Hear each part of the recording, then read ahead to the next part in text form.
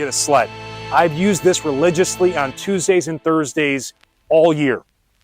I do backward only for 20 minutes on Tuesdays, and then on Thursdays, I do a mix of backward and forward, but I really have been emphasizing the backward sled work.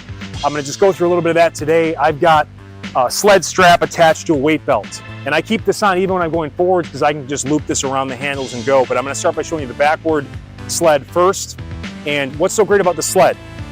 The sled is loaded gait training, all right? There's no eccentric stress, meaning the moment you stop pushing it, it stops.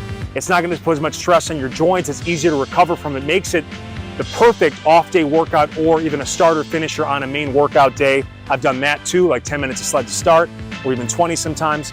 But what we wanna try to do here on the backward sled is you wanna get the toe or the foot behind the knee, or the knee should be over the toe. That's what's gonna maximize that lower quad development. Initially, you just wanna start by kind of going like this, and I lock into a 4-4 rhythmic breathing. I like to do this mostly nasal only. So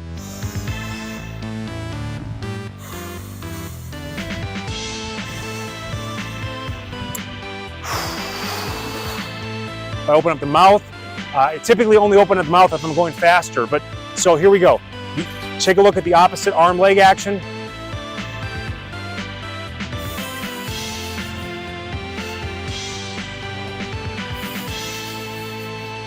You can be a little bit higher up. You can also get down lower to get a little more of a squat into it, but the big focus is don't just think about pushing off the ground. When you push off the ground, focus on pushing through the big toe. So push through the big toe. And then also use this hamstring to pull the leg back. All right, don't just make it a quad exercise. Get the hamstrings involved as you push through the big toe, but the back leg, ham, ham, ham. And then again, opposite arm, leg. And what I'll do when I do for time, I set the clock literally for 20-minute countdown timer. I'll go downhill and then I'll go uphill and I'll keep going back and forth right in front of my house to work it out just because I don't want to keep going. So even the downhill is not as easy as it looks, but obviously going uphill is hardest. And again, 4-4 rhythmic. If I start to speed it up, and what I'll tend to start the session slow. When I go fast, then I kind of go 4 in through the nose, 4 out through the mouth.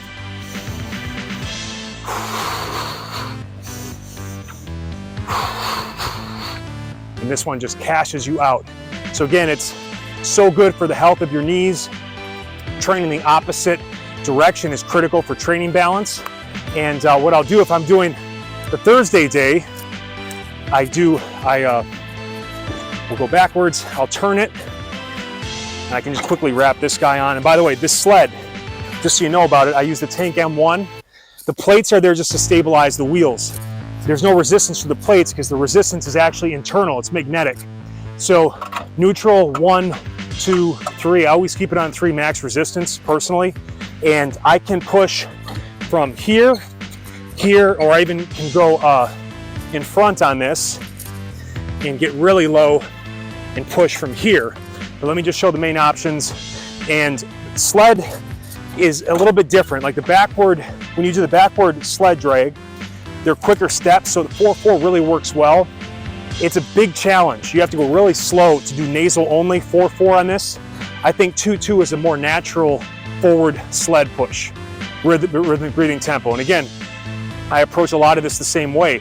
I'll try to do it in the beginning at a slower pace, nasal only, and then I'll open up on the exhale in the mouth as things speed up or if I start to get really fatigued.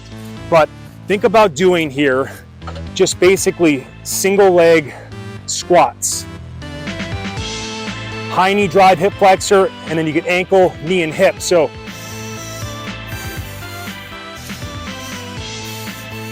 mix in between 2-2 here. Smooth too. Now if I wanted to go faster or it starts to get really hard, I can go nasal mouth, right? So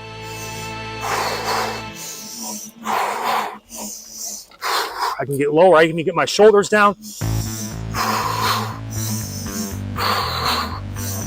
Now what's so great about this? All right, you're working single leg squats independently. And I'm also really getting some excellent ankle mobility and Achilles fortification as I push off that leg.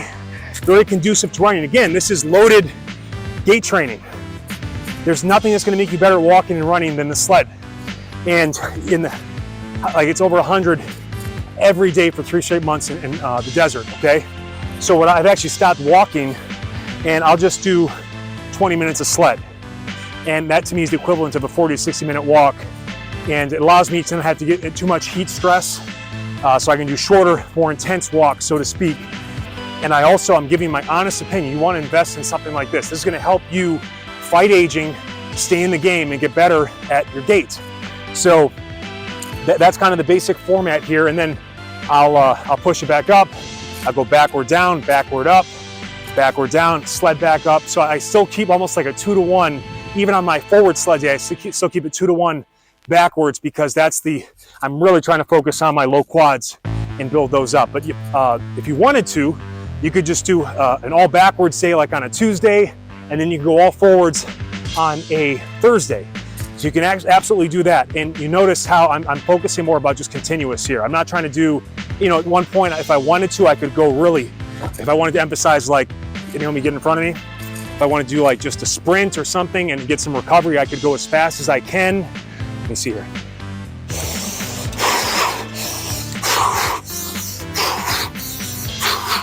But that'll be something, and again, I could recover. Let's say I go 10 seconds on, 50 seconds off, and then I do it every minute on the minute for 10 to 20 minutes. That could be more of a sprint sled workout, but I'm focusing more on continuous for now because I'm trying to just get the joint stability and the fortification and the muscular development in place. And also, just what you don't realize with the sled, specifically on the forward push, I've touched on this before, all of your trunk muscles, which are secondary breathing muscles, when you are pushing like this, it's a standing plank. So now these muscles are working to stabilize my spine. They can't help me breathe. So now my diaphragm has to do all the work. So this is the single best breathing workout I've ever done. 20 minutes of just straight flow state breathing, especially when I do the backwards, the 4-4. Inhale through the nose for 4, exhale through the mouth for 4 steps.